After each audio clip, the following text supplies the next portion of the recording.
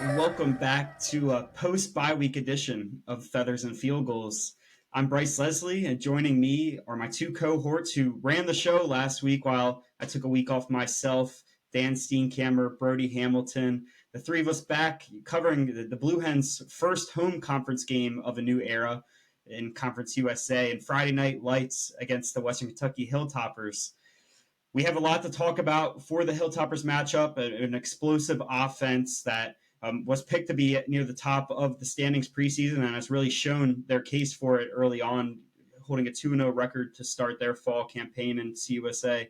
But before that, we're going to get into a conversation that Dan had the chance to do on our bye week that will be slotted first in our segment here for this week's episode, with Dan sitting down with, someone that works behind the scenes and everything that they do within the athletic department, someone that we talk to on a weekly basis to, get our guests on, and someone that we've had a really good relationship over time, just doing everything that we do on our end here at Feathers and Field Goals. So super excited now to pass the mic over to Dan to interview Ed LeFurge, who is the Assistant AD of Communications and Creative Services for the Blue Hens. So we'll jump into Dan and Ed's conversation now.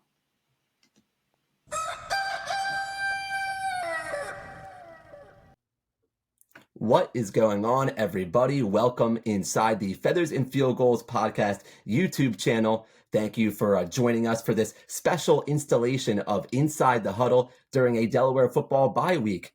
Already, the first third of the season has really flown by for Delaware, and that's because Blue Hen fans have been having fun, seeing the team having fun with a pair of really big wins, rousing victories back-to-back at home against UConn, and then most recently at Florida International to open up Conference USA play for the first time ever, 1-0. Brody and I discussed it on our full podcast that just dropped Thursday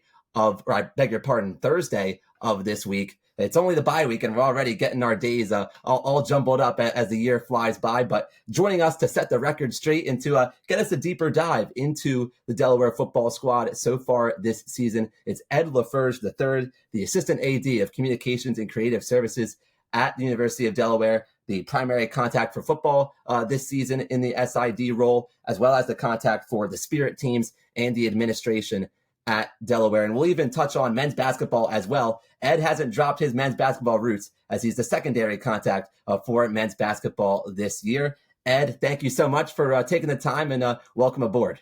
It's my pleasure, Dan. Appreciate the work that you guys do in highlighting our programs and keeping all of the Blue Hen faithful informed on everything going on. Well, you've done that each week as well at Blue Hen Touchdown Club luncheons with your weekly Delaware athletics update, and there'll be kind of a version of that later on here in this taping when we get to have you describe the men's basketball schedule drop that we just had earlier today as we meet on Thursday of this bye week. But we'll get things started on the gridiron, and in your experience so far with the Delaware football team, you've certainly been involved in helping with the promotion of Delaware football in your time at UD already, but this season being your first as the primary contact for media relations at Delaware football, how has this campaign gone for you so far, dating all the way back to the offseason and preseason fall camp?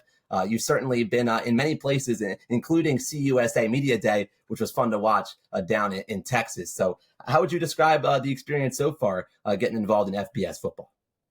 Yeah, it's been fun. I'm no stranger to FBS football. Had spent some time at Temple as a student and as a graduate assistant working with the football program. So familiar with how things go at this level, and really grateful to Coach Carty, his entire staff, the football student athletes. They've really welcomed me in and made me feel a part of the program.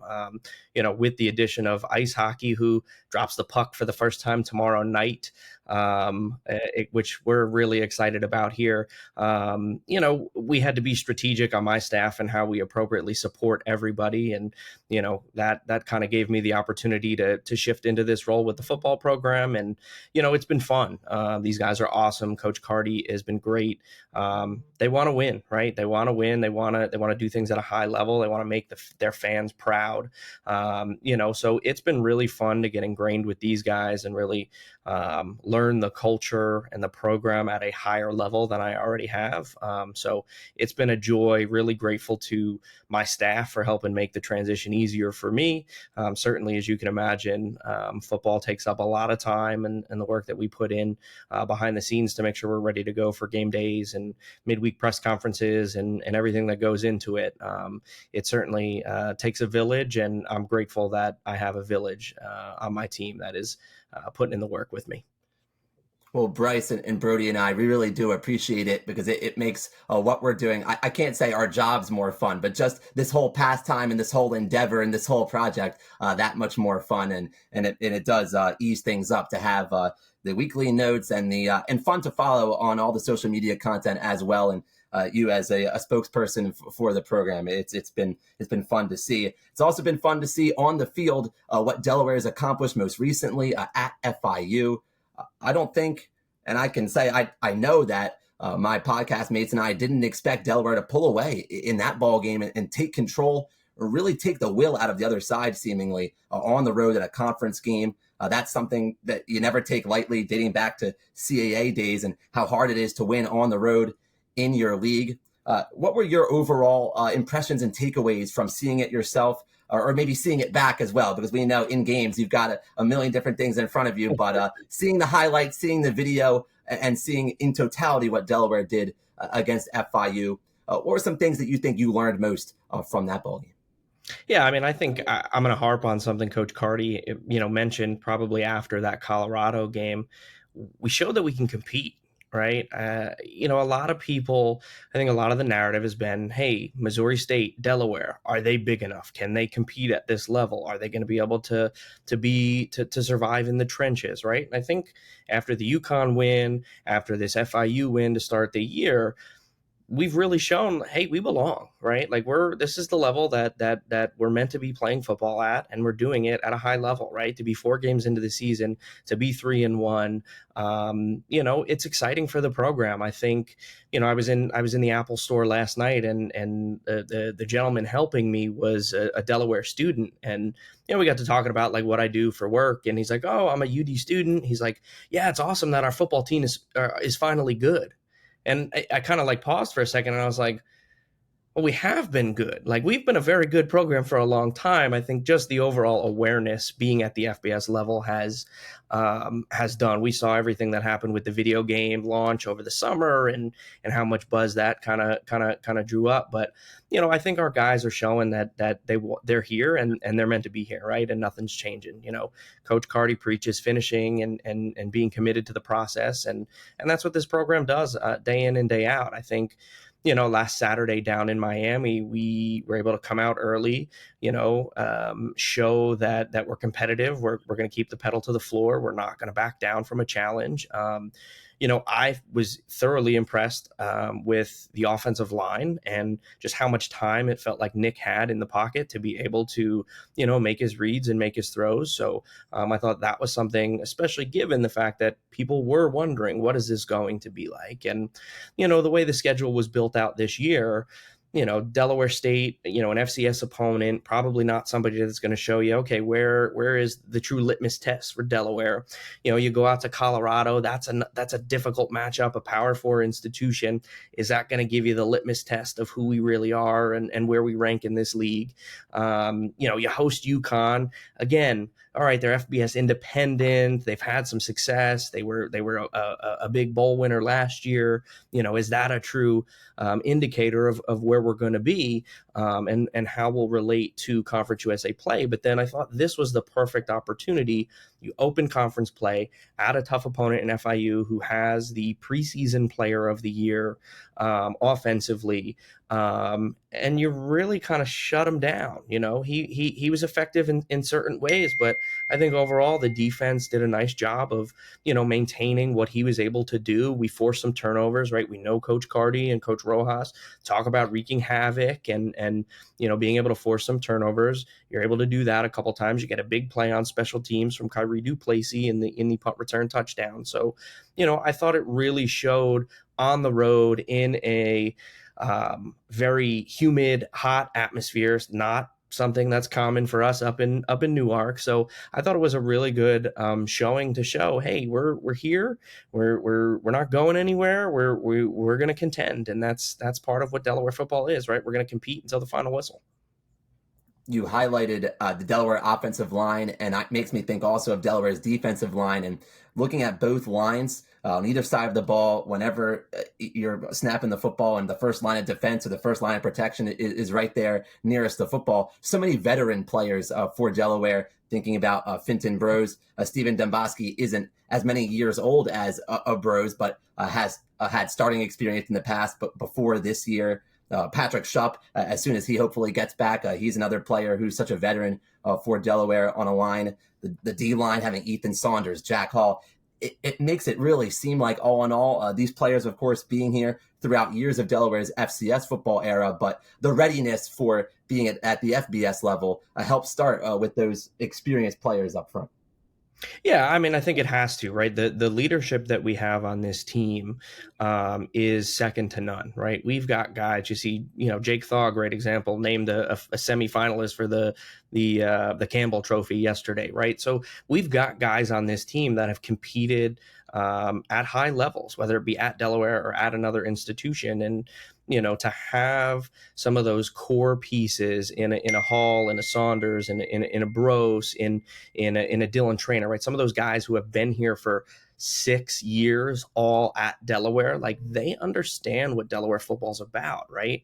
They've embraced Coach Carty and his staff and what Coach believes in and what our program is going to stand for, and they live it every day. And I think that has shown in this transition. I think we've got a great group of individuals that just want to compete and they want to win games. And, Jack Hall said this to Scott the other day on the radio show. Like, he's like, the guys that are playing that are younger than me, he's like, they're way more talented than I am. He's like, I was recruited to come here and play FCS, and, I'm reaping the benefits of being here at the right time and being a part of this process. He's like, but man, these guys are good, right? Talking about some of the younger guys that are in the room and are up and comers. So, I think, the ceiling is only going to get higher, right? As you transition to an FBS level, you're going to be able to probably recruit a higher level of talent. And that's something that, we'll see in the years to come. But man, it's been fun to watch these guys just go out and compete and enjoy winning with their teammates.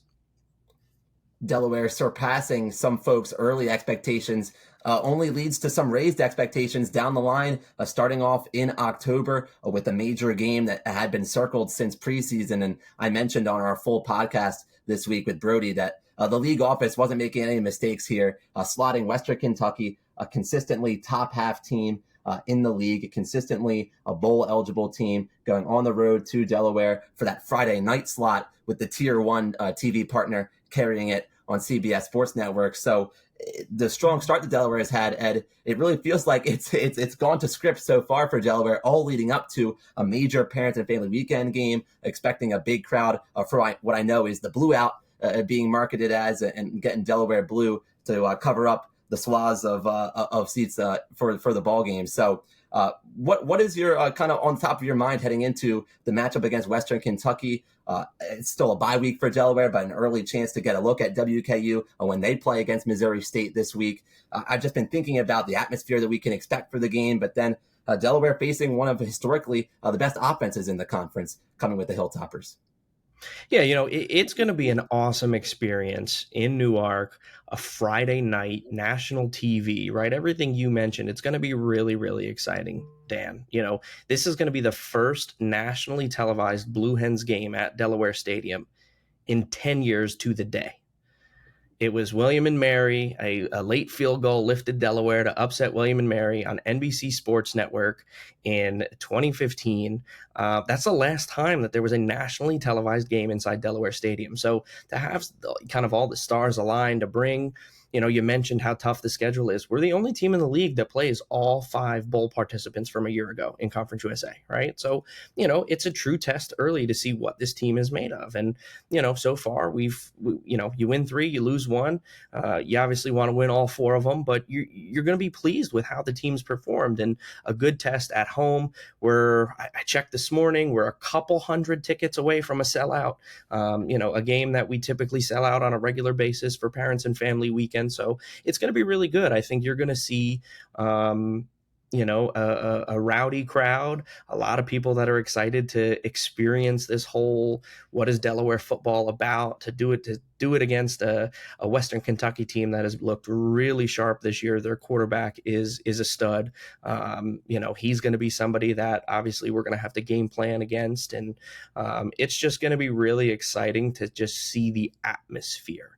It's a Friday night. It's a late kickoff. It's, our second game under the lights at the Tub this year after the home opener against Del State. So it's going to be a good time.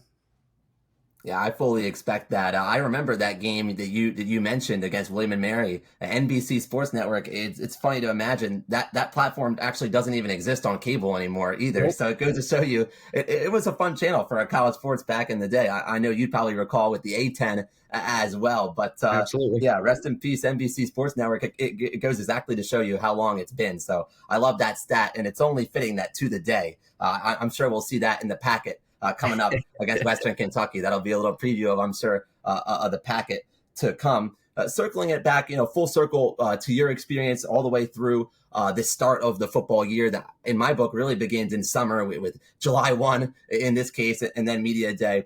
How has your insight as far as the coaching staff changed from, I'm not saying looking from the outside, you're already being colleagues with them at the athletic department, but then being in collaboration and having this whole year so far, not a full season yet, of course, but this year that's already well underway for you with the football program. How has it kind of updated your perception of how well this staff seems to fit together? Because the continuity of Coach Carty's staff seems to really be paying dividends, not having much turnover in the assistants department. It seems like the cohesion there helps set the tone for this Delaware roster to be as clean as they were against FIU on Saturday night. Yeah, well, I mean, I think you're gonna hear it, and I think being around the program, you probably sense this, Dan. But it's a family, and that's genuinely what it is, right? Like, if you look at from the coaches, from Coach Carty all the way down, it's got to be the same message, and there's got to be the buy-in, and that's exactly what it is, right? It is a tight-knit family community. Everybody has each other's back. We're all here for each other. It's really been a really cool experience for me, to get to know some of these guys, to get to know Coach and his staff a little bit better in my day-to-day role now with them. It's really cool to see them as the people that they are, right? Everybody, outside of the program understands, oh, it's Ryan Carty, it's the head football coach. And, yeah, that's always how I viewed Ryan Carty too. But now I know Ryan Carty, the person, right? Like I can, I text them about random things, and, you have that relationship with people, right? And so that's probably one of my favorite parts about this business, and why I do the work that I do, is just building the relationships that you build with people, right? Whether it be the coaches, the student athletes, almost every coach on our staff has a direct connection to Coach Carty. There's really only 1 or 2 that are a connection through an assistant coach, but for the most part, everybody has a direct connection to him. And, that's part of that family, culture that he's trying to build.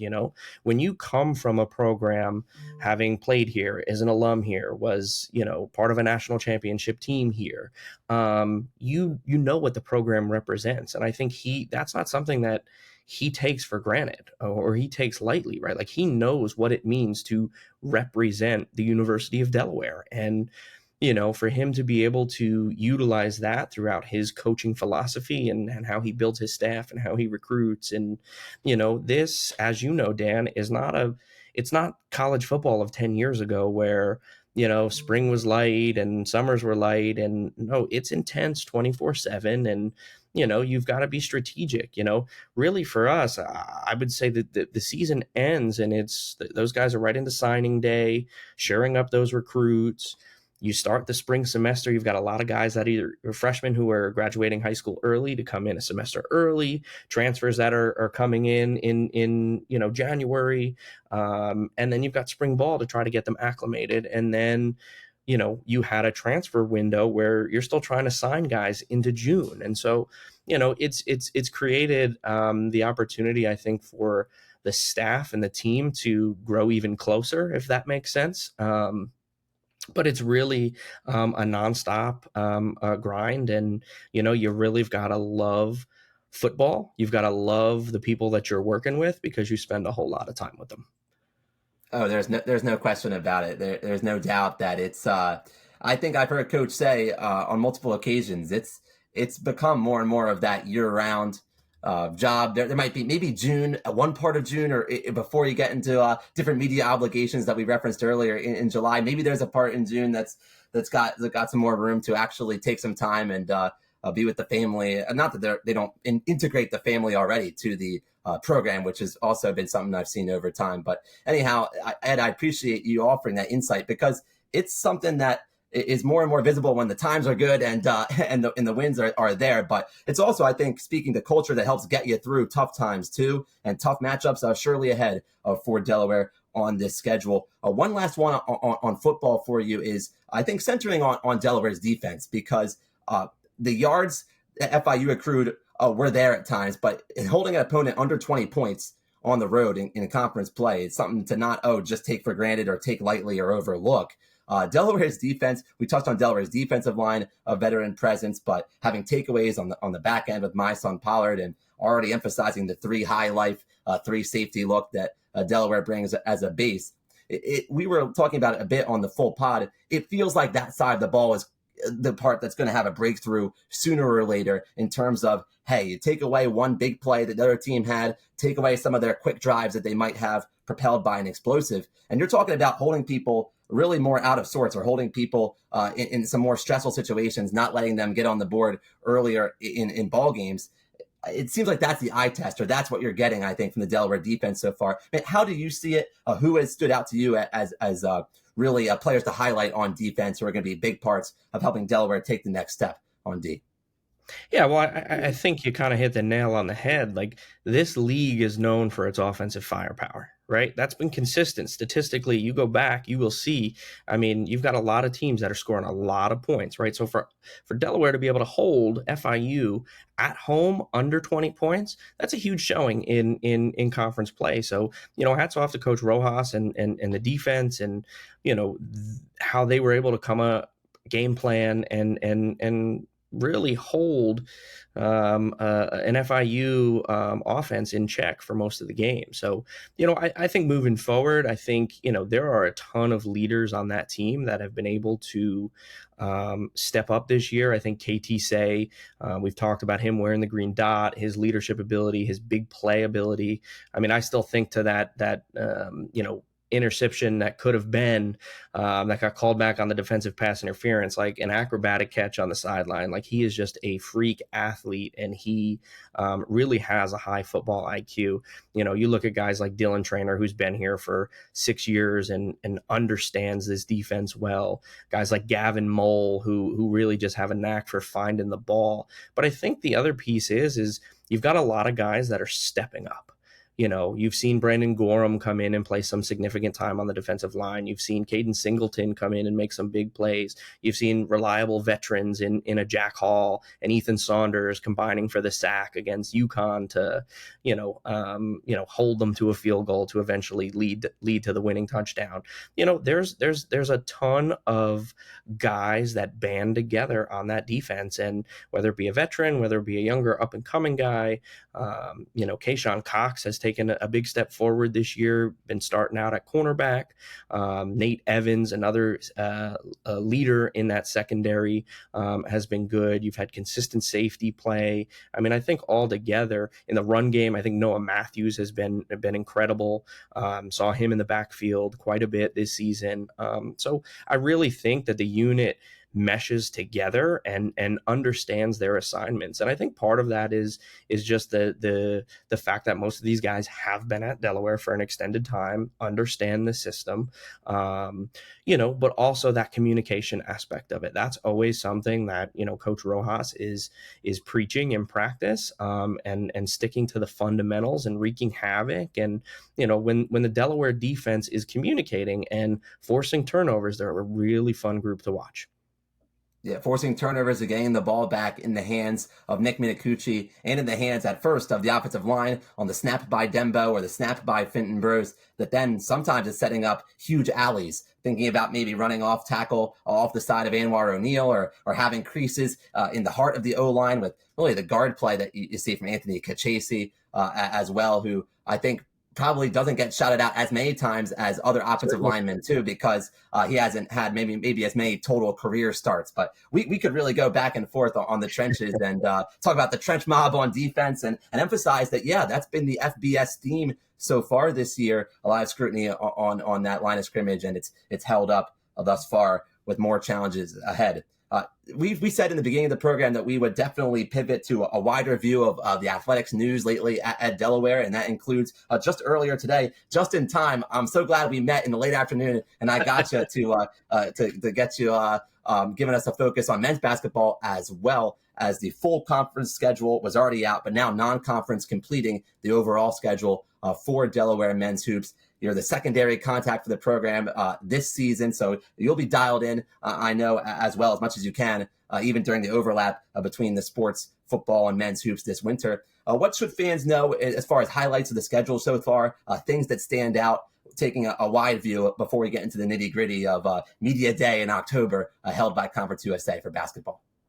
Yeah, I think one of the unique things about the schedule this year is that it features an open exhibition for fans to be able to get a glimpse of what, Blue Hen basketball is going to look like this season with, a crop of new guys on the roster. So, going up to St. Joe's, a place that is close to my heart, for an exhibition with the Hawks up on Hawk Hill in Hagan Arena. It's an awesome environment for college basketball. So I would encourage fans to get up there if they can, to get a little sneak peek about what it's going to look like. But I think you're gonna start the season on the road at Bucknell against a really well coached team, and by John Griffin III, and they're a team that competed for a league title last year, and he's done a really good job getting that program to be competitive in a short amount of time. So it'll be a good test early. I think BYU is obviously a game that a lot of people circle on their calendars, right? It's a big name. It's a program that's been nationally relevant here the last few years. So that'll be a cool trip for the guys to go out there. I think the MTE, the multi-team event down in Jacksonville, will offer some a unique experience for those guys. They're probably excited to get down there, some warm weather during late November, so that'll be neat. I think you're welcoming some recognizable names in a program in like Iona back to the Bob. They're a team that has been in the NCAA tournament the last couple of years, so you've got some competition on the schedule that'll be exciting. But I think probably the one for me that I'm circling is that first Conference USA game, right? Like that's the start of a new era. Like things are here, we're excited, kind of like football, right? We talked that the first real litmus test, and I know basketball is a little different. There's some more similarities and consistency throughout the 370 some odd teams that there are at the Division I level. But I think that's going to be our first test to really see, like, okay, where are we? Right? Where do we stack up against a lot of these teams? So, this will be the third year in a row that I get to spend my birthday inside the Bob Carpenter Center in early January for a Conference USA matchup when we host Kennesaw State. So I'm looking forward to that. But I think just really seeing these guys get on the court and continue to grow together, right? That's been Coach Ingleby's philosophy is we got to do it together, right? It's not about one guy. It's about the team, and practices have been going smooth. I think the guys are excited that we're getting underway. It gets to the point where, similar to football, you kind of get tired of just going up against your teammate all the time. So in the next 4 weeks, 6 weeks or so, things are going to be shaping up, and we're going to be ready to rock and roll. That overlap in November. I mean, November is such a special time, I think, on campus, academically, certainly, too. You get to be only a month away at a point from finals, too, and everything's happening at once. I can remember that. Football and hoops, both men's and women's. So the new era continues.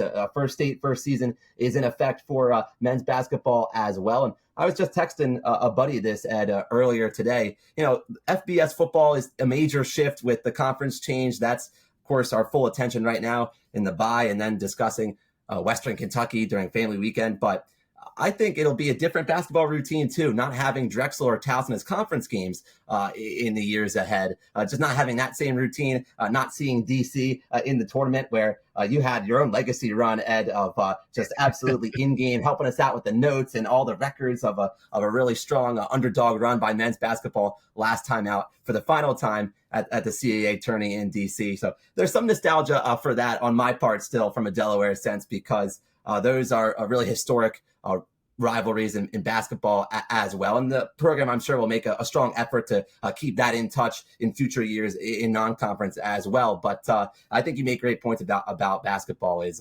that's one not to overlook with all the attention on football. It's not to overlook either program starting out in what's going to be a challenging upgrade and competition there as well when you look at different metrics and different programs that have repped in the NCAA tournament over time. It's going to be a lot of new names to learn. So if you're interested in basketball more, going to plug it. Bryce Leslie's been working on his Conference USA men's basketball preview package. That's still in the works and in progress. So I know Bryce, the hoop head that he is, he'll have me helped out and kind of have a primer, and everybody else as well who's interested.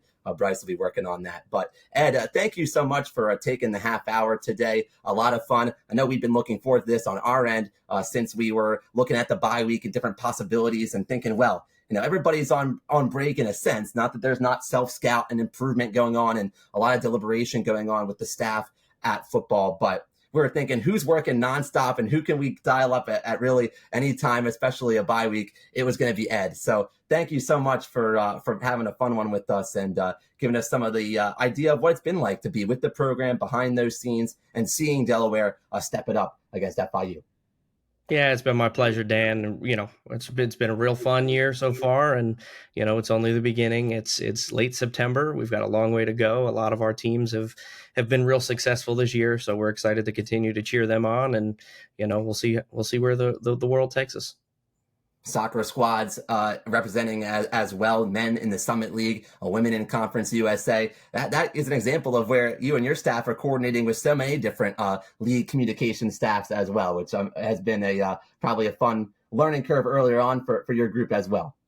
Yeah, I mean, we get to meet a whole bunch of new people. That's been exciting. I've got a couple new faces on my staff this year, and they've come in and they've been rock stars. So really grateful to them and their ability to navigate as we work through this new era. Right, a lot of people forget that there's all the support staff behind the scenes that are working through and navigating this stuff, and it's really one of the things that make Delaware. There are some incredible people here, and it stems from the top down. We have great administrators, we have great coaches, we have great student athletes. The support staff is second to none. We really have some awesome people here that really want to see this place succeed, and that's what drew me here, and that's what continues to drive me to come to work every day and be there to support, our 750 plus student athletes. So it's been fun. Well said by a comms professional. I wouldn't expect anything different, and can't wait to react as well to some varsity ice hockey for the first time in Delaware's program history. Looking forward to getting that content on Feathers and Field Goals coming up too, to your point about meeting all new people and having new things in motion. But that has been Ed LeFurge III, the Assistant AD at Delaware for Communication and Creative Services. And this has been Inside the Huddle on Feathers and Field Goals. I'm jealous I couldn't have been a part of that with Dan, but Dan, thanks for running that great conversation with Ed. And I know that's something we've talked about since the start of the season with doing. Keeping it short and simple, we had the opportunity to watch a lot of these programs in CUSA play against each other. It's really the first time a lot of these teams got to, have a conference mashup really kind of turning over the schedule here from September to October, which means weekly conference opponents. So, Brody, let's talk about the pecking order, rival rundown. Let's see what happened while the Blue Hens had their bye week themselves. Awesome. Well, thank you, Bryce. So this is the pecking order. It's my weekly power ranking segment here on the channel. So I'm just going to throw that up on the screen right here. So let's just run it down. All right, not a whole lot of movement, but a little bit near the middle. So in last place in 12th, Sam Houston, still looking for their very first win. They had a bye this week. And once again, if they can't get a win at New Mexico State, I'm not sure when it's going to happen for them. They have a bit of a gauntlet coming down the pipe. Jacksonville State, Louisiana Tech, Oregon State, and Delaware, a few of their upcoming opponents. Number 11, Middle Tennessee. They lost to Kennesaw this week. A little bit closer than the Marshall game. But there are Conference USA teams who could be undefeated with their schedule. If we're going to build in a close win against a Wisconsin team that does not look very good. But they're 1-4 right now. Still they have one win, so they're over Sam Houston. Number 10, we have UTEP. I had them wildly overrated last week.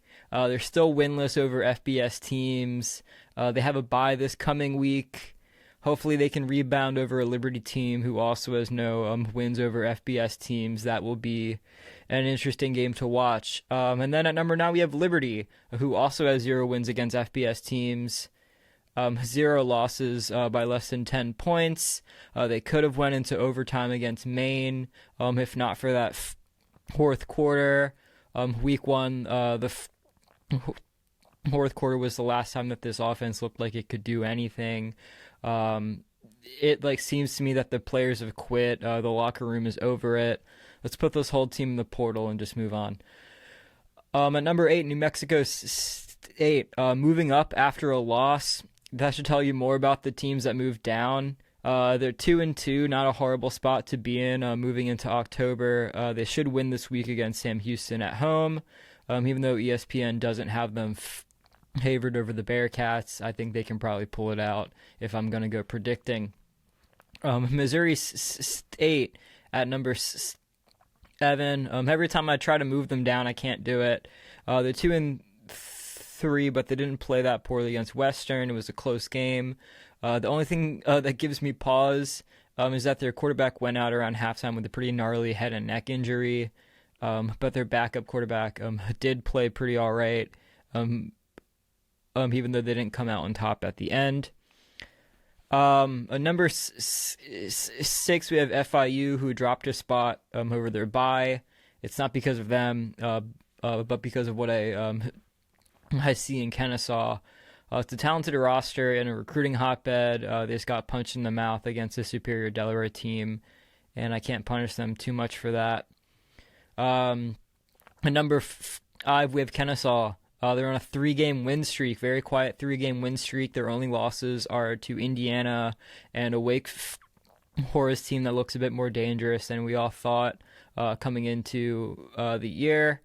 There's a lot to like with Kennesaw, and they can win a lot of games in conference if they want to. They're on a bye this week. They're not favored over Louisiana Tech the week after, but don't count them out completely.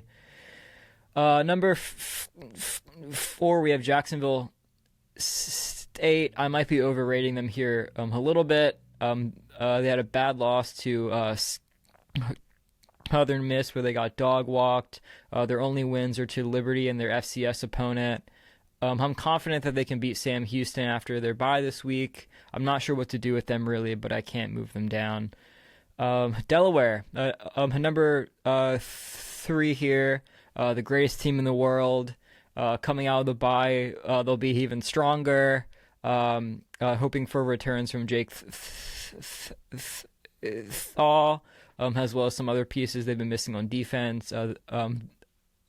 They get Western Kentucky at home in a huge test, but the bye and home field advantage will be crucial in that game, as we'll talk about later. Number 2, Western Kentucky. They are Horan won, but looking at their schedule, I don't see any quality wins here. They got dog walked by Toledo in the Glass Bowl. They have a 1-possession win at Missouri State, where their quarterback went out at halftime. Wins against Nevada, Sam Houston, had their FCS all at home. And they have a real road test coming up. I still have them on number 2 out of respect, but they are on upset alert. They've showed a lot of things to like against like inferior opponents. I guess we'll see if Delaware is one of those inferior opponents. The number 1, Louisiana Tech. Their only loss is to LSU. They're allowing only 13.6 points per game, including LSU, and they outscored opponents 109 to 45 in the past 3 weeks, and that's extraordinary. They're at number 1. They're going to stay at number 1 for a while. And that's my pecking order. I think it's pretty clear cut. I think there are a handful of teams you can move around. You can move Jacksonville State and Kennesaw State around. That middle pack you could move around, but I think it's pretty solid. Now transitioning into rival rundown. Wake Forest is a huge story. Taking Georgia Tech into overtime. Obviously, they didn't come up and win that game, but it should give you pause. If you're someone like me after the Kennesaw game, and you thought to yourself that, this Delaware team is going to walk into Wake Forest and have an easy time staying competitive with this Wake Forest team. I don't know about that anymore. This is a pretty good team, and I'm not really sure what to think about Wake Forest anymore. And then on the opposite side of that coin, you have UMass, who's still looking for their very first win. They have Kent State and Buffalo on the schedule, as well as Akron. I hope they can get that first win. I hope they can do it. UConn played Buffalo and beat Buffalo, so that UConn win is looking better. James Madison and Old Dominion continue to do good things in their conference as well. So that's my rival rundown. The Feathers and Field Goals podcast continues during Delaware versus WKU week, and now we get the opportunity to learn a lot more about the Hilltoppers with one of the folks who knows them the best. It's Stephen Moffett joining us now from the Topper Talk podcast. It's been great to tune in to Topper Talk on our end here this week, a fellow podcast in the CUSA podcast roundtable. So it's just a great chance to collaborate once more in the network for a conference game coming up here on Friday night on CBS Sports Network. And Moff, bringing you in now. So excited to get to talk about this WKU team, because going into the season, Delaware fans, I think by and large, circling this ball game, not just because it's Parents and Family Weekend on campus in Newark, getting close to a sellout crowd, expecting what should be a sellout crowd at the Tub, but it's a WKU program that is clearly a top half operation in Conference USA, regularly in the mix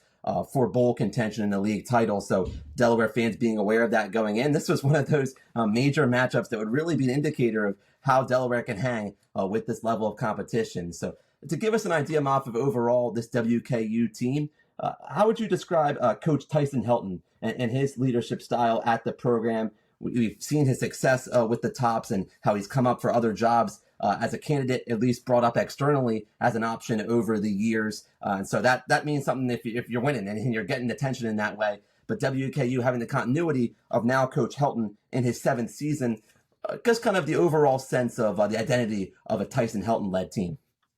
Yeah, absolutely, Daniel. First of all, I appreciate you having me on. I always love having these collaborations with fellow podcasters, guys that are, most of the time we're doing this for free. We're doing it for the love of our programs and our schools. And like you said, we probably know these teams, these programs, these players as good as anybody. Not officially affiliated with our school. So glad to be here. Glad to talk WKU football. The Tyson Helton discussion is one I've had several times over the years. Like you said, he's in his 7th season. He is a consistent winner. You know what you're getting. You're getting 7-8 wins with Tyson Helton every single year. He's going to reload the offense. You're going to have a high flying, a lot of passing yards, a lot of touchdowns, a lot of scoring. He's going to find a good portal quarterback. He's been really good at navigating the transfer portal. Even going back to his first and second years as a head coach with Western Kentucky. And this was before the transfer portal was NIL and the wild, wild west and transfer as many times as you want. He's always been good at dipping in there, finding talent that's looking for a new home, plugging them in here at Western Kentucky and helping them be as successful as possible. Obviously, that's changed a little bit. It's a lot more turnover, a lot less attrition. It's just it's crazy what it is these days, but he still keeps up and does a good job. The other half of that is he does real good with the staff. You mentioned, we win a lot of ball games. We're near or at the conference, top of the conference year in and year out, bowl eligible every single year. 2 championship game appearances during Helton's tenure.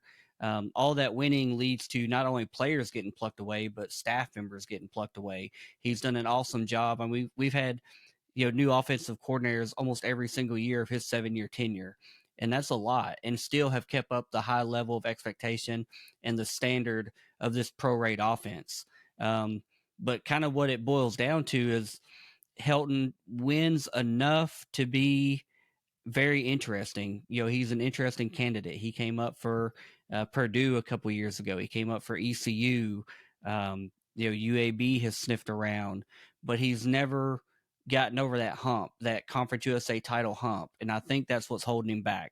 Last year we kind of controlled our destiny late in the season, and we kind of backpedaled into that conference championship game and then got blown out in conference championship, blown out in the bowl game. And all of a sudden his name was out of that coaching carousel. So, he wins just enough to stay relevant and exciting, but doesn't win enough to get over that hump and to get plucked away. It's an odd and kind of a catch-22 situation to be in for us. I like winning a lot of ball games, but I would love to win a conference championship. It's been since 2015 or 16 rather. It's been a little bit of a drought, but we've had exciting football, a lot of fun wins, a lot of good games to go watch, but there's also been a lot of disappointing losses as well. That really does seem to sum it up, at least the perception that I was looking to check from afar to see if I had it accurately. And there is nothing to sneeze at what WKU has put together, but that desire for that next step and the continuation of that this season coming for the Hilltoppers at the Fightin Blue Hens. And for Coach Helton, he's already surpassed 50 career wins as head coach at Western Kentucky. But the big one you're alluding to, and now weekday CUSA in October, just part of that road. We know on paper a big part of that, and in watching the video and the highlights of Western Kentucky, a big part of that pursuit will be Maverick McIver at quarterback, part of that lineage of WKU QBs who have been so successful over the years in this Helton era. How does McIver maybe compare and contrast, I guess, in some ways with those previous WKU quarterbacks, but also looking at him on his own merits, don't mean only put him in a box and look at the comps there, because on his own right, he's already approaching 1,500 passing yards on the season. That completion percentage is about 2/3 or right at 2/3. Just seems as though with 11 passing touchdowns thus far, he's really got an idea of certainly how to spread the ball around in this offense. Yeah, he's a really solid quarterback, and I don't know what the evaluation process is for Tyson Helton. We know a couple times it's been, let's go find a really successful FCS quarterback and let's go find him and let's pluck him up and let's bring his offensive coordinator with him. That worked for us in 2021 with Bailey Zappi and Zach Kitley. A record-breaking season, 60 plus touchdowns passing, nearly 6,000 yards passing. I mean, just obliterated records, not only at Western, but in the NCAA record books that may never be broken. I'm sure they will be, but it's not going to be anytime soon by any means, because those numbers were huge and did it in less games than, the Joe Burrows of the world that had the extra playoff games and was adding to their numbers. So But Maverick is a special talent, man. He's got a good arm. He has good control of the offense. He knows where everybody's supposed to be. He knows how to play, how the plays are supposed to develop. He can check out of plays. He's just a really cerebral leader, and he's somebody that Rick Bowie, our offensive coordinator, has talked about. Really perfects his craft on the preparation side of things, mentally with the film work and recovery of your body and rest and just everything you have to do off the field, and then getting on the field with weight room and getting reps with your receivers, and all those things it takes to be great. He's done a really good job at. I wouldn't exactly compare him to any of our former quarterback greats that we've had, from Brandon Doughty to Mike White, Austin Reed, Bailey Zappi, even Caden Veltkamp last year. We've had some good ones. Sent a lot of them to the NFL, and I know that's a lot of the allure of quarterbacks coming to Western Kentucky. It's an offense that you're going to put up stats in, you're going to get a chance to shine in, and hopefully go to that next level. I don't know if Maverick is going to be there. Obviously, he's a little bit older of a quarterback. He's a 7th year. 25-year-old quarterback right before the season started, turned 25. I don't know if he'll go pro. He might be an undrafted free agent type guy, but he certainly has it between the ears, and that's where it starts. He has really good command. He's not out there making dumb mistakes and decisions and turning the ball over a ton. He takes care of the ball. He runs the offense. He leads the offense. But we also have yet to see this offense really play a full 60-minute game. And it's kind of, when you look at our stats, you look at 35 points per game, over 400 yards of offense per game. You're like, man, they're doing pretty good. I think we're 22 out of 26 in the red zone scoring, something like that. We're really good in a lot of statistics, but man, we have left a lot of meat on the bone this season, as far as scoring wise and just being more efficient. And that obviously starts with Maverick. That starts with Coach Rick Bowie and Tyson Helton, and just putting all the team and all the players in position to be successful. But Maverick is certainly a special quarterback. We're glad to have him at Western Kentucky. I hope he continues to grow and develop this year, as obviously I know he does have those pro aspirations. I think that more and more over the years, the profile of pro prospect quarterback, it continues to, I guess, evolve is the cliche to use it. Having an older passer, it may mean, mid-20s, there might be a label on that going into the NFL process, but heck, that in many ways means all the more experience in high pressure situations in college. So I'm not counting Maverick out at all. That's for sure. Looking forward to seeing what he does for the whole total of the season. Maybe not so much on Friday night from a Delaware perspective, sure to be a handful. A part of that offense as well, or a major part, Lavelle Wright, George Hart III. There's Marvish Parrish completing a 3-headed monster at running back. It's a group that seems pretty evenly distributed in terms of the yardage and the carries, although Parrish is tops in the group in carries. Is there a difference in styles that you're seeing so far this year among the 3 running backs, and how valuable has that group been, the running game overall, and in propelling this offense that's in the number 1 spot in many categories in the conference? Yeah, it's been a little bit surprising because Lavelle Wright is a graduate senior. George Hart III is a 5th-year senior, and Marvis Parrish is a true freshman. Came in and won the starting job, was the day 1 starter against Sam Houston in week 0. And I think that kind of caught everybody off guard because everybody else had penciled in one of those seniors to be the, running back 1, getting the first carry of the season. But I had heard all spring, summer, fall camp that, watch out for this freshman. We've got this guy that's impressive. He's going to be hard to keep off the field. If he, gets a chance, he's good. I think the biggest part of the thing that game or difference in the game style that Marvis Parrish brings to the team is his ability to catch the ball out of the backfield. Now, the other guys can do that as well, but they're going to be more north-south runners. They want to run through you. They want to hit the A gap and go, hit the B gap and go. Marvis Parrish is going to, if he gets the ball out in the flat or in space, he's going to dance around, do a spin move, make somebody miss, and then he might go off for another 20 yards. So he is a special talent. He's one of those ones you hate to think about it, but it's going to be tough to hold on to him after this season. And I hate that we think that way these days, but that kind of is what it is. The last couple weeks, Lavelle Wright has been an absolute workhorse for us. He took over the game versus Nevada down the stretch, put us on his back, had a touchdown, and really just helped us bleed that clock. And then did the same thing this past weekend against Missouri State. Had 2 touchdowns. Quite frankly, he should have had 3. We got down to the 1 yard line and we're down there throwing the ball for some reason when Lavelle got us to the goal line. I was like, give it to 11, finish the drive.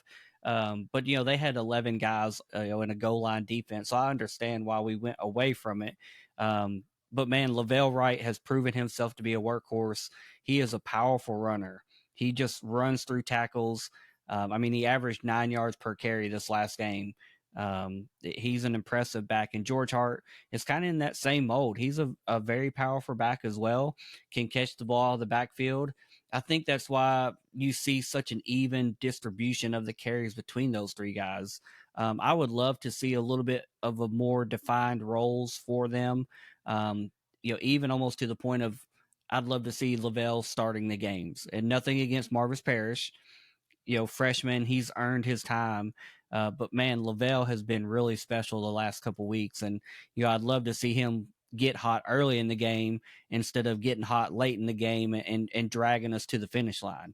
Maybe give us some separation and some breathing room early in the game, which has been a little bit of an issue so far this season. But all 3 of those backs are special. They're capable. And I'm glad we have each one of them. It's really hard to defend, needless to say, when you see a freshman emerge in a position group that way, and then it's still an evolving definition of kind of who might have what role. So that much harder to plan for in many senses for a defense. And in Western Kentucky's offense, we could spend so much additional time on it. The bevy of receivers who have been productive, or pass catchers, I should say, roping in the tight end Noah Myers as well. Delaware has prided itself on really divvying up the targets, and just it's not necessarily a clear breakaway number one, although Kyrie Duplessis has been extremely successful so far in his first season as a Blue Hen, but not necessarily focusing on all of these flashy position skill groups on offense that Delaware and Western Kentucky have both really hung their hat on. I even look at special teams as well, in the added dimension of John Cannon kicking so well for the Hilltoppers. His range on paper here, seeing 5 for 6 kicking on field goals of 40 to 49 yards. That, I would think, without seeing all the video and the live games that you've seen, that seems to really add maybe a dimension that frees up the play calling, or just gives everybody peace of mind. How has John Cannon looked with that cannon of the leg to say, get that out of the way early? How has that really helped matters for the Tops in scoring points and getting the breathing room in games? Yeah, the special teams has been special. I hate to use that word and jump on the cliche here, but the funny thing about John Cannon is he's actually replacing Lucas Canero. We had an All-American place kicker last year. I think he was Phil Steele's first or second team place kicker in the postseason last year, and then NIL transfer portal, he went to Ole Miss. He's in the SEC now. That dude had range. If you got across the 50, you were within his range. He could hit it from 60. Obviously, we hated losing him. We find a kicker from South Florida named John Cannon with this awesome name for a kicker, and he's come in and has been near automatic from day one. He took that job in the spring, secured it in the fall, and he's just been as consistent as they come. I think he's just missed the 1 field goal this year, and it's not like he hooked it hard right. It literally just he was on the hash and he kicked it straight, and it just feet, inches, whatever it was, outside of the upright, man. But he's been really special. Cole Maynard as a punter, I think he's number 2 right now in the nation, 1 of 2 punters, averaging over 50 yards per punt. He's been special. He comes from a lineage of a dad that was an NFL punter for a long time. And then our kickoff specialist, Jack Cassidy. He sends every single kick out of the back of the end zone. There's no returns, nothing to worry about from that perspective. So, John Cannon, that entire group, man, they have just been special. They've been consistent. That's a group that you don't ever want to talk about, because usually if you're talking about them, something bad happened, a bad snap, missing kicks, shanking punts, whatever it is. That group just goes out there, they have their head down, they do their job, and they do it really well. part of what is overall we're seeing, as usual, out of a Tyson Helton-led team, a pretty sound bunch, and it's not an accident the winning seasons that you've talked about. And wrapping up, putting a bow almost all the way on our time in the segment here, can't just overlook the defenses on both sides in this game, no matter how tempting. Looking at the offensive conference category rankings for both sides, you maybe start to overlook the defense on each end. But to open the year, WKU's defense really taking advantage of Sam Houston, a Sam Houston team that was in week 0 on the road, and not taking anything away from WKU, but Western Kentucky really flexed its muscle at times defensively in that game. It seemed like really stifled North Alabama as well. Things got away early in the game against Toledo for the Tops, although I believe it was a defensive score by the Rockets that helped turn things early. So I wouldn't even necessarily put the direction of that game entirely on Western Kentucky's defense. And then the defense for the Hilltoppers most recently helping hold opponents to hovering around under 20 points in the case of the Nevada game, a win for WKU, and just over 20 points scored by Missouri State in Western Kentucky's last game. So that's just a rundown of how it's looked, just looking at the numbers. But that doesn't tell you the whole story, of course, defensively. What is the Hilltoppers' chief defensive style, or what are the key ingredients for WKU to succeed on defense? Yeah, so we're going to run a 3-3-5 primarily. Sometimes it's kind of a 4-2-5. There's some hybrid players in there that can slide up, slide back. But the big Achilles heel for us the last couple seasons has been run defense. If you look at where we were last year, we were like a top 20 passing defense in the nation, but a bottom 10 rushing defense in the nation. It's been better this year. Teams have still seen they can run on us. Toledo ran all over us. Mobile quarterbacks have given us fits over the last 2 and 3 years. But I feel like that area it's cleaning up. We're getting better with our angles, getting better with our tackling, just wrapping up and getting the runner down. And, when I was looking into Delaware and I see a running back one that's averaging over 7 yards per carry, I was like, oh Lord, Joe Silver may have him a ball game this coming Friday. But, overall this defense, I think the best way to sum them up is bend, don't break. You move the ball a lot between the 20s on them. You'll get some yardage. You'll get down close. But we've done a really exceptional job about keeping people out of the end zone, holding you to just 3 points. And I think in a game, like we have coming up this Friday, personally, I think it's going to be a shootout. You all are averaging 39 points per game in your 3 wins. I think we're around 35 points per game in all of our games played. I think this one has the potential to be a high-scoring affair north of 30s for both of us. At the same time, I don't know what to expect from our offense.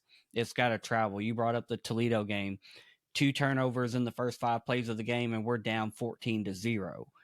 That will kill you. Momentum was all Toledo, and then they ran all over us the rest of the night, and we just never could get our footing and go. But defensively, I think we learned a lot from that game. We kind of got punched in the mouth. We kind of got made to look bad against a really good MAC opponent. And I think we've gotten a little bit better since then. We took a step forward versus Nevada. We took a step forward versus Missouri State. And I said it on our preview of this game on our version of it. We have to take another step forward defensively and offensively, quite frankly, if we want to go win this ball game. I have every bit of respect for this Delaware opponent, even though, I said all offseason, I know nothing about Delaware. Don't hands up, guys. Anybody listening, don't shoot me. I just wasn't aware of your football program. And, obviously I knew the name Joe Flacco. I'll throw that out there. Knew that guy, knew where he came from. Obviously there was success. I thought it was interesting that you all won the 2003 1AA title right after we won it in 2002. But it was also funny that we hadn't played since like 1982. So just weird we hadn't crossed paths. Both being good in those early 2000s in the FCS. But I now that I've gotten to know a lot more about Delaware and just especially looking in this week, your home winning streak, 10-game home winning streak, 24-5 at home over the last 4+ seasons. The crowd's pushing 18,000 this season, and you're talking about being Parents Weekend on a Friday, pushing a sellout. I love to hear that. I love to hear programs that have good support. You're obviously winning a lot of ball games. Coach Carty's doing an amazing job. But our defense and our offense are going to be tested by a really well-balanced team with Delaware, and that bend don't break is going to have to continue. We're going to have to keep you out of the end zone as much as possible, because it might be a race to who gets to 40 first. Yeah, or who gets the ball last, thinking about Delaware going through a heck of a barn burner against UConn in non-conference play, also at Delaware Stadium. That game made it that close to Delaware losing that home winning streak that you're alluding to. But I think in wrapping it up, what WKU in many ways is an aspirational program that Delaware would like to emulate in some respects, in the success and the consistency that I talked about to open up our segment. So it goes both ways. It certainly goes both ways, and looking forward to the way Delaware will be certainly asked to rise to the occasion against this caliber of opponent. Where can folks find Topper Talk as far as the Topper Talk podcast goes in order to follow along with the team that could easily be in the Conference USA championship game by year end? I'm sure Delaware fans will want to be able to keep a gauge on what's to come for WKU across sports, as well as Delaware gets oriented to being a full member. So not just football, but I understand Topper Talk gets into a wide breadth of the athletics at WKU. Yeah, so we're going to cover every sport. We're a year-round outfit. Basketball and football are kind of our main, as far as episode headers. That's going to be what we headline with. But we cover every single sport, every single athlete. The main place I would suggest following us would be on Twitter, X, whatever you want to call it these days, at @Topper_Talk. That's where we're most active. We're also on Instagram. We're on TikTok. We're on Facebook. We're on all the places, social media wise. I think they're all Topper_Talk, if I'm not mistaken. As far as listening to us audio wise, we're on every platform there as well. We're on Apple Podcasts, Spotify, iHeartRadio, all the major platforms. If you want to find us, just search Topper Talk. You will. We also have video presentations with every single episode on YouTube. The channel is at Topper Talk Podcast there. Obviously, we would love to have any Delaware fans come follow. We love the engagement. It has increased huge this week already, and we're still early in the week. A lot more Delaware people have started following me, retweeting the episode. I love the engagement. I think we're a friendly, respectable bunch. I'm not on our preview episode saying we're going to blow you out. Why you're new to this conference?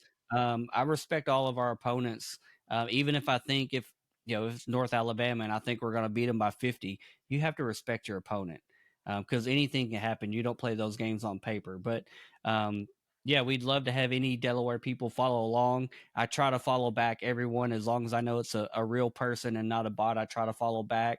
But yeah, love the engagement. Would love to have anyone that follows. And if you want to listen to our preview episode, you all have retweeted it. And obviously when this one comes out, we'll do the same to, I want WKU fans in the same breath to be exposed to the Delaware side and perspective of what this matchup is going to look like. Well, it's been a lot of fun, both in recording and in interacting in that way, like you're describing online. And you're right, it's been a great bunch overall in the league podcast roundtable.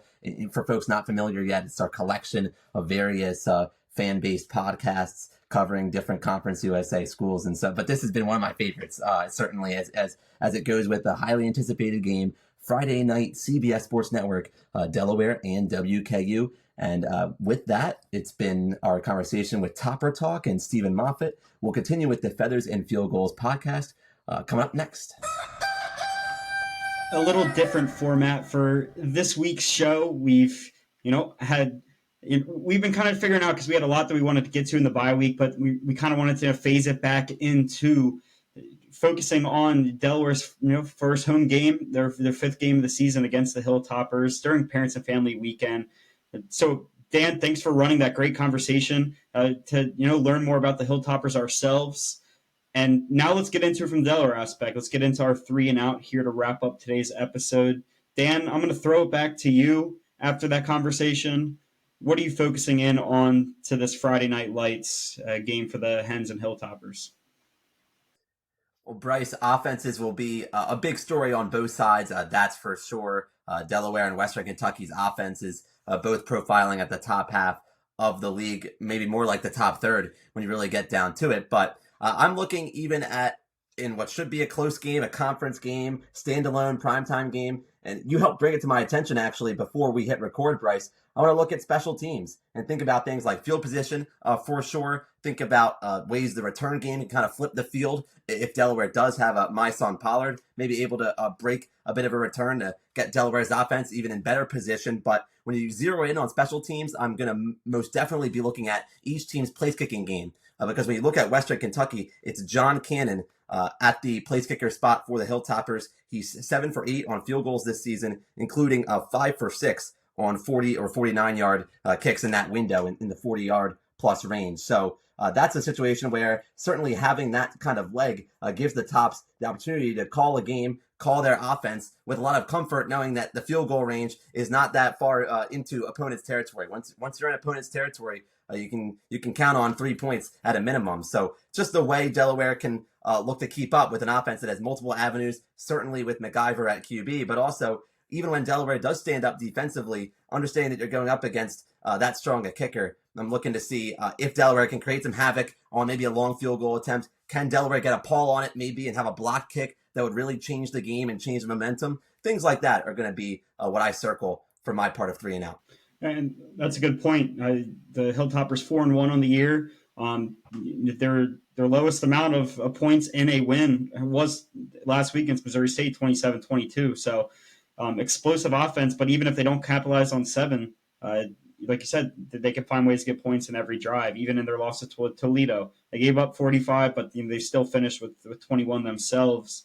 But yeah, I think that's part of the margins that we talk about on a weekly basis, and if Western has ways to capitalize on points, even get a couple first downs into range and take advantage of field position, then that's definitely something to watch. Brody, what about you? What's your outlook for? Well, there's always a lot to focus on, but what's your one that you have to pick for this matchup Friday night? I think a huge thing is getting in the end zone early. You look at the 2 big wins that Delaware's had this year.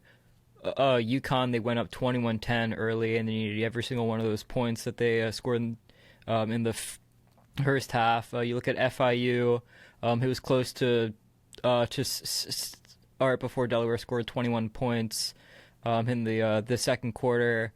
On offense and special teams really came through. The defense, got a turnover that led to points. So that's a huge thing is first half scoring. They're going to need it. And if they can't punch them in the mouth early, it's going to be a long day on defense for Delaware. Yeah, it is important. And we saw this in the UConn game. Delaware was able to convert on their first 2 drives of the day. And that kind of, changes your math a little bit in terms of how much does your defense need to do, how much you're keeping your defense off the field to conserve themselves the rest of the way. And I think you saw that in that final drive for UConn in regulation, and that in the only drive in overtime is they were conserved. They found ways to make plays. So it's important for the Hens to definitely get in the end zone early, especially when it's going to be a packed stadium. Get the fans behind you early. Definitely a good point as well. I'm going to focus on the defensive side of the ball for the Hens. I just mentioned the UConn game. We saw that the Blue Hens on all 3 phases, offense, defense, special teams, can find ways to hang in a shootout if need be. Maybe we saw in that Colorado game, they couldn't find ways to keep up on all 3 phases to be able to keep up in a shootout against the Buffaloes. But a week later, we saw a lot of adjustments, a lot of big third down conversion plays, finding ways to make third down stops on defense and making kicks and, flipping field position. So I think Western Kentucky, looking at Conference USA total offense, Western Kentucky on the year averaging 35 points a game, leading the conference. Delaware, second with 31 points a game. And you're thinking about, offensive stats. Western Kentucky, 447 average yards a game. Delaware right behind them at number 2 with average of 421 yards a game for offense. So I think this is showing you it wouldn't be shocking to see another shootout for the Hens in this one. So I think it's going to be, can the defense, can you limit this offense? The Western Kentucky offense on the year has, 3 they like to spread the ball out. They have three running backs that average over 150 yards on the year. The carry split between them: 42 to Parrish, 31 to Hart, and 28 to Wright. And each of the three of them, Wright and Hart, averaging over 5 yards a carry. So if you stop one, they can throw a curveball at you and go a different way. Looking at the receiver room, they have three receivers with over 230 yards receiving, and they have four more behind them with over 100 on the year. And I'm looking at their receptions even, they have six members with double-digit catches on the year. So there's not one way they can beat you. And I think, UConn, maybe we saw them rely on Cam Edwards and rely on Bell in the air. But I think Western Kentucky is going to have the opportunity to beat you in a lot of different ways. So just knowing the quarterback, Maverick McIver, he reminds me a lot of Joe Fagnano from Connecticut. So maybe that UConn game preps you into being able to be in a shootout, but can the defense make those key plays? Can they make third down stops? Can on first and second down, force third and long opportunities?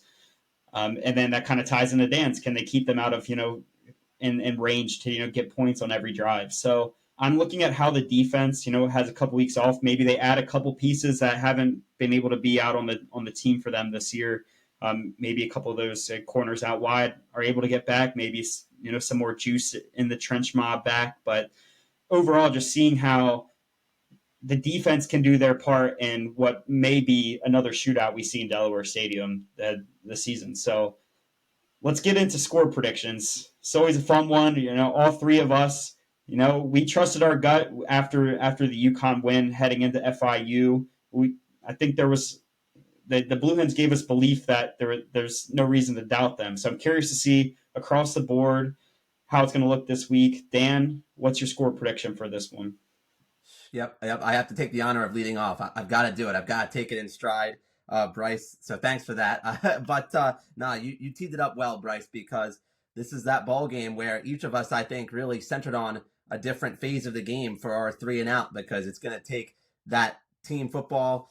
It's going to probably have like a UConn game type of feel to it in terms of Delaware needing to scrap and claw and find a way to steal one, even if on paper, depending on where you look, Delaware might be categorized as a favorite in this one, although part of that could be you're looking at a home team hosting a team on a shorter week, playing on Friday night. So if it's maybe Delaware favored by 2 or 3 points, do you chalk that up as, in reality, on paper, on neutral field, it's more of a pick 'em. So anyhow, having set that aside and having stalled to myself using that means, it's I don't think you jinxed me either, Bryce. I'm pretty sure I haven't missed on a pick just in terms of outright winner this year. So I feel like the extra impetus to really keep that going.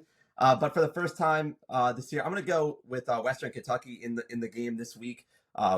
Reluctantly, I'm going to be very happy to be wrong in this situation. But looking at Western Kentucky and the depth of options on offense that you just alluded to not long ago, Bryce, it's a team that I think really mirrors Delaware in so many respects. So seeing Delaware head-to-head against a team that can mirror it offensively, I'm going to go with the program that is a proven top half program in the league over the years, over the rookie program, Delaware. So maybe I'm playing into Delaware's underdog. Maybe I'm trying to create Delaware's underdog aura right here, right now. Not that it's a huge platform for it, but give me the Hilltoppers.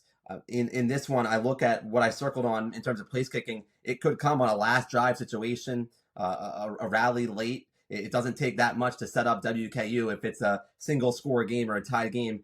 The Western Kentucky doesn't have to have the whole length of the field in order to get out in front. So I'm going to go Western Kentucky by 3. I keep taking 3-point games lately, so I'm going to go with Western Kentucky with the final of 40-37.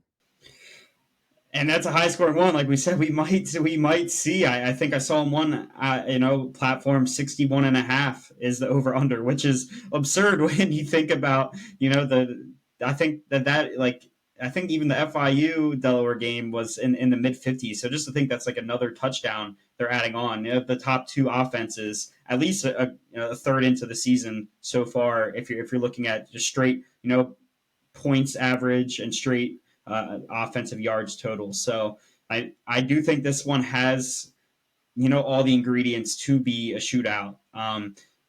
But I think there's only been one team, looking at the two so far that have had to be tested in the fourth quarter of a shootout in the margins, and that is Delaware, and they've done it at home. So I'm going to take the Blue Hens in this one in a similar style. I'm going to give those 3 points as well, but I'm going to go with Delaware 34-31. When looking at the schedule, it's 2 weekends I always look for: homecoming and parents' weekend. Those are two that are. I mean, they've had two near sellouts in the first two home games of the year. Top of the charts for the conference in terms of near the top of the charts in terms from average attendance. But this one, I think, is going to be the largest crowd yet in Delaware Stadium, and I think they rally behind that on the field and they take home a big win on a national spotlight. Brody, wrap us up. Thank you, Bryce. As you know, this is my headgear selection. I have a Western Kentucky helmet down here and a Delaware helmet over here. People have accused me of not actually having the helmets, but I do, and you just have to trust me. But this one isn't hard for me. This one isn't hard for me at all. I'm picking Delaware.